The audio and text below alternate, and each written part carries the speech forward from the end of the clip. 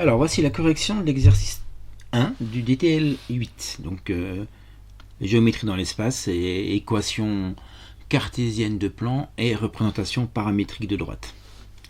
Alors, première question, donc on a une droite delta dont la représentation paramétrique est donnée ici, un plan P qui est donné là, et on doit analyser si les droites sont séquentes, parallèles, ou si delta est complètement incluse dans P.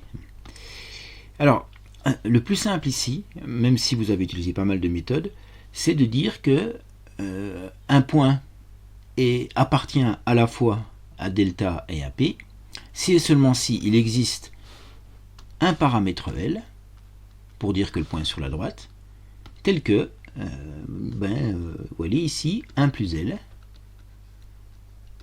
que je mets entre parenthèses, plus 2 fois 1 plus 2L, donc ce point qui est sur la droite, le point de paramètre L de la droite appartient au plan P, si et seulement si, 1 moins L, voilà, si et seulement si cette équation est vérifiée.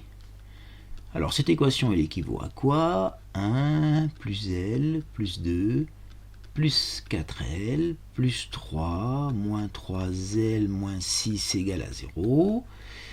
Alors que ça nous fait L plus 4L 5L, 5L moins 3L, 2L. Alors vous remarquez que je mets équivalent à chaque fois.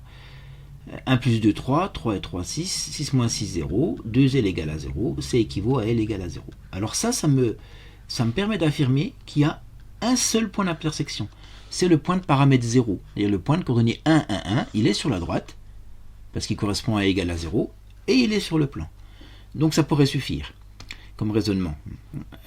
Alors il s'avère qu'en général, vous n'avez pas fait comme ça. Vous avez plutôt raisonné en disant, j'ai un vecteur directeur, que je vais appeler U, de la droite, qui est donc 1, 2, moins 1. J'ai un vecteur normal au plan qui est 1, 2, 3. Ces vecteurs sont de manière évidente non orthogonaux, puisque le produit scalaire n'est pas nul. Ce qui fait qu'en fait, voilà ce que ça veut dire, j'ai la situation comme ça, j'ai un plan, j'ai le vecteur normal n ici, et mon vecteur u, il n'est pas, je vais changer de couleur, si le produit scalaire n'est pas nul, je ne suis pas dans la situation où le vecteur u est orthogonal au vecteur n. Donc je peux affirmer qu'elles ne sont pas parallèles.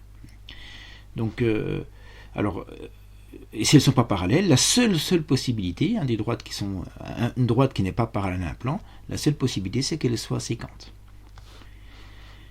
Voilà, question 2, on a une intersection de deux plans. Alors c'est vrai que l'intersection de deux plans, il y a trois cas de figure. Soit les deux plans sont strictement parallèles, alors l'intersection est vide. Soit les deux plans sont séquents, donc forcément suivant une droite, soit ils sont confondus. Alors comment on peut faire là? Ça c'est simple. Ce plan-là, ici, d'équation qui est là, je peux aussi lui donner une autre forme, c'est une autre équation cartésienne, en multipliant par moins 2 cette deuxième ligne, j'obtiens une équation équivalente qui est 2x moins 6y plus 2z moins 10 égale à 0. Et là, on a deux équations de plan, 2x moins 6y plus 2z moins 7 égale à 0, 2x moins 6y plus 2z moins 10 égale à 0. On voit bien qu'on ne peut pas avoir à la fois 2x moins 6y plus 2z égale à 10 et 2x moins 6y plus 2z égale à 7, donc il n'y a pas de point commun. C'est donc la seule écriture ici va nous permettre d'arriver au... Alors c'était parce qu'en fait en réalité j'avais deux plans qui avaient des vecteurs normaux parallèles. Donc les plans se trouvaient parallèles. Mais finalement on l'obtient très très vite en multipliant cette deuxième ligne par moins 2. C'est parfaitement. L'équation de ce plan ici est exactement la même que celui-là. Et on voit bien que c'est pas du tout compatible, qu'il n'y a pas possibilité d'avoir des x, y, z qui vérifient les deux équations. Ok, donc c'est l'ensemble vide. Projeté orthogonal du point B. Alors là, il y a différentes façons de faire. Vous avez souvent remis en place complètement la méthode, et ça c'est bien parce qu'il faut la connaître, même si il y aura des détails souvent dans les exercices, mais quand même, malgré tout, c'est intéressant de le mettre en place. Alors sinon, qu'est-ce qu'on peut faire? Ce qu'on peut essayer déjà, si je parle de projeté orthogonal du point B sur le plan, il faut au moins que le point soit sur le plan. Donc je vais vérifier déjà éliminer ce qui éventuellement ne serait pas sur le plan. Donc commençons par 3, 1, 5.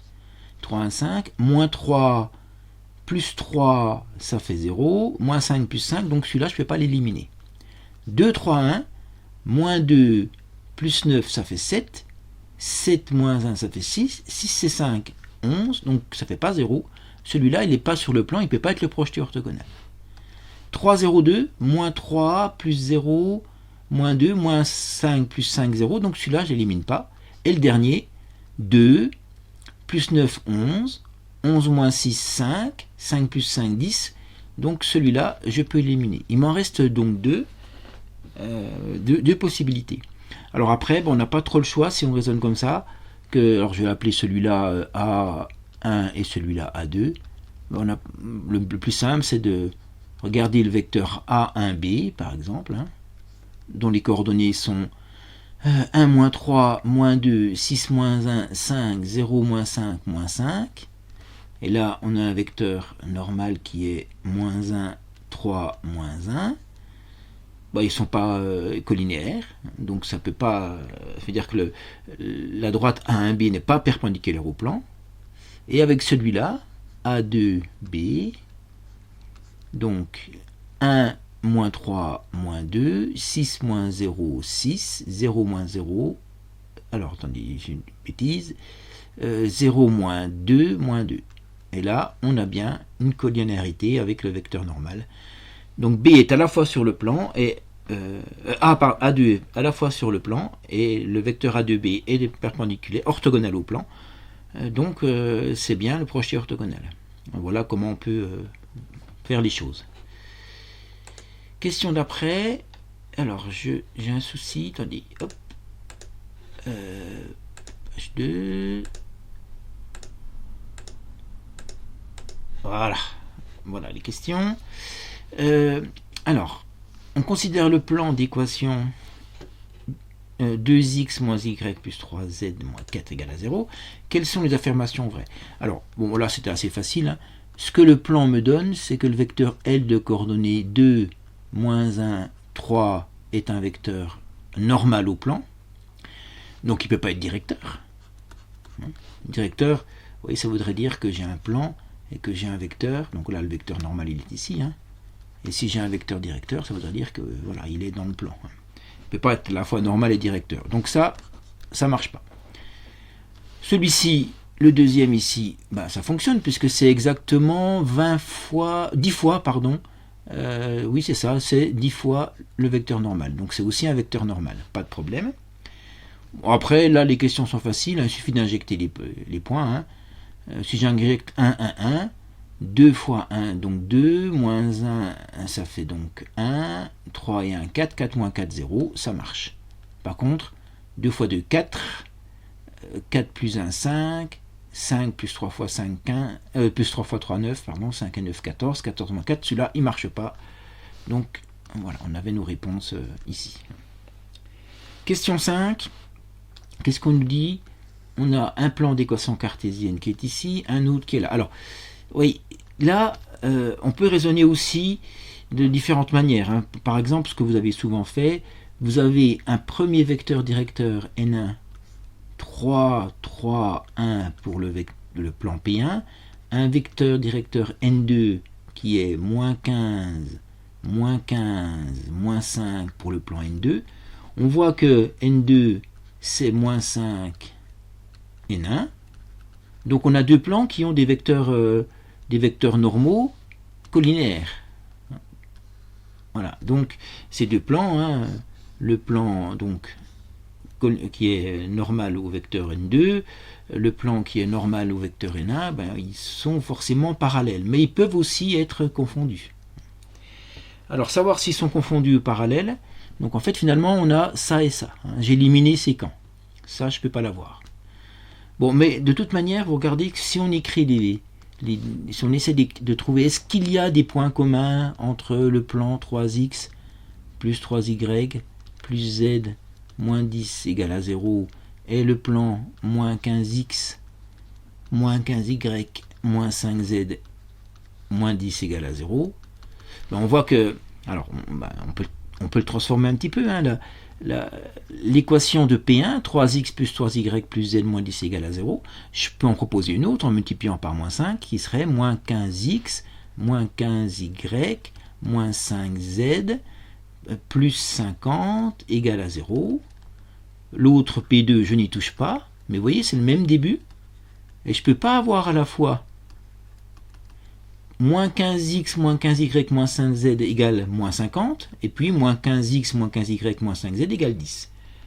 Donc, en fait, ils sont strictement parallèles. Voilà pour cette partie. Question 6. Une droite et un plan, est-ce qu'ils sont séquents? Alors, bon, le plus simple encore ici, hein, le plus simple à mon avis, c'est d'aller calculer, alors je cherche une couleur de crayon, voilà, c'est d'injecter la droite dans le plan pour voir ce qui se passe, hein.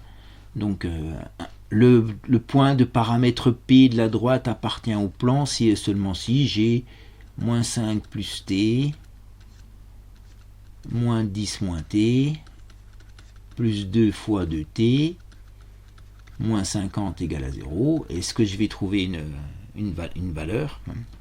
Ça me fait penser que j'ai oublié une question, on va regarder ça. Donc là, c'est équivalent à moins 5 plus T, moins 10 plus T, plus 4T, moins 50 égale à 0. Et alors, combien j'ai de T? T plus 4T, 6T. Combien j'ai de nombres constants? Moins 5, moins 10 qui fait moins 15, moins 15, moins 50, moins 65, égale à 0, ce qui équivaut à t égale à 65 sixièmes. J'ai donc bien une valeur de t, et une seule, qui permet d'avoir un point de la droite, hein, puisque c'est un point de paramètre 65 sixièmes, qui soit sur le plan. Donc, c'est séquent. Alors, est-ce que c'est perpendiculaire? Bon, là, il n'y a pas trop de problème. On regarde un vecteur directeur de la droite, qui est ceci, et un vecteur normal du plan, qui est cela. 1, moins 1, 2. On s'aperçoit que ces vecteurs, donc 1, moins 1, 2, 1, moins 1, 2, que ces vecteurs, ils sont même égaux. Donc, ça veut dire qu'un vecteur normal au plan, voilà, est aussi un vecteur directeur de la droite. Donc certes, elles étaient séquentes, mais elles sont même perpendiculaires. Alors en fait, ça suffisait, parce que si on démontre qu'elles sont perpendiculaires, elles sont forcément séquentes, hein. La question qui est ici, on considère le plan ABC avec donc ces points, le vecteur W normal au plan ABC, ça, il n'y a pas d'autre solution. On calcule les coordonnées du vecteur AB, les coordonnées du vecteur AC, alors qu'ils sont assez faciles à calculer. 2 moins 0, 1 moins 1, 2 moins 1, AC 2 moins 0, 0 moins 1, 3 moins 1. Et donc on va faire AB scalaire W. Voilà, il suffit que pour que le vecteur W soit normal au plan ABC, il faut qu'il soit orthogonal à deux vecteurs du plan ABC. Donc j'ai choisi AB et AC. Moins 2 plus 0 fois 2 plus 2, ça fait bien 0. AC scalaire W, donc moins 2 plus 4, ça fait bien 0. Donc voilà, on a bien un vecteur normal au plan ABC. Voilà. Alors s'il est normal, il n'est pas directeur, hein. Et puis pour finir, une équation cartésienne, puisqu'on a un vecteur normal, j'ai mon équation cartésienne, moins 1 fois x, plus 2 fois y, plus 2z, plus d égale à 0, dès que je ne connais pas. Mais je sais que, par exemple, le point A, il est dans le plan, donc ces coordonnées doivent vérifier l'équation. Donc moins 0, plus 2, plus d égale à 0, ce qui va me faire d égale à moins 4. J'ai donc mon équation qui va être moins x, plus 2y, plus 2z, moins 4 égale à 0. Et si cette équation est parfaitement équivalente en multipliant par 25, hein, moins 25x, plus 50y, plus 50z, et moins 4 fois 25, moins 100 égale à 0. Donc c'est bien une équation du plan. Donc on pouvait aussi cocher le C. Alors il me semble que j'ai oublié une question, mais... Non, c'est bon. Non, c'est bon, je crois que j'ai tout fait. Voilà, la correction est terminée.